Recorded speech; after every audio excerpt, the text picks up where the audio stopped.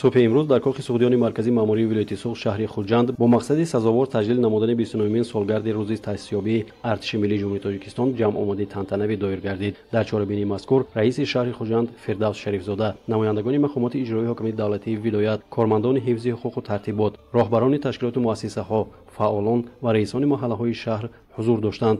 جمع آمد را رئیس شهر خوجند افتتاح نموده از تاریخ تأسیسیابی و نقش قوه‌های مسلح کشور در تامین صلح و آرامی و حمایت مرزبومی وطن حرف زد. قید گردید که ما باید به قدر مادر وطن، مقدسات ملی، استقلالیت، وحدت و یگانگی، ثبات و آزادی و رمزهای دولتی، اینچنین ارزش‌های والای فرهنگی و اخلاقی، زبان مادری و تاریخ و مدنیت خلق خود برسیم و برای به نسل‌های آینده خود گذاشتن میراث ارزنده تلاش ورزیم. امروز در خدمت حربی تمام شرایط برای افسران و سربازان مهیا می باشد و از جوانان دعوت به عمل می آییم که آمده در صف ارتش ملی خدمت کرده مرزبومی خویش را حمایت نمایند و چخیلی که پیشوای ملت سرفرمانده عالی قوای مسلح جمهوری تاجیکستان فرمودند حفظ وطن، حمایت منفعت‌های دولت، قرض شهروندی و فرزندی هر یک فرزند کشوری با ننگ با ناموس ملت جمهوری امان به حساب می رود.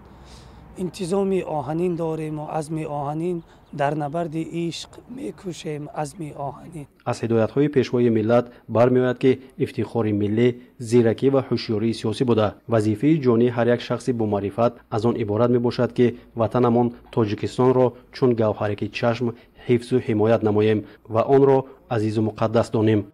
بیایید هموطن تا جان فدای این وطن باشیم. با جان آماده امر و ندای این وطن باشیم. کنارش گرم و راحت بخش چون دامان مادر هاست، همه فرزندهای با وفای این وطن باشیم. البته اجرای قرض فرزندی در نزد مادر وطن رساله است بس بزرگ که از هر یک فرد مسئولیت را طلب میکنند که با یک مهر و صداقت بی‌پایان به این مرزبون با وطن صافدلانه و پاکویژانه خدمت نماییم. اجرای که وظیفه حفظ وطن وظیفه هم شهروندی و هم کنستیونی هر یک فردی کشور عزیزمون می باشد و شاعر وطن دوست غفار میرزا جوانو برای حفظ این مرزبون حفظ وطن دعوت کرده چنین میگوید: دل به غم وطن فگار من نکنم کی میکند، جان برای وطن نثار من نکنم کی میکند، در بد و نیکی او شریک من نشوم کی میشود، در حفظ و وصف او شیار من نکنم کی میکند.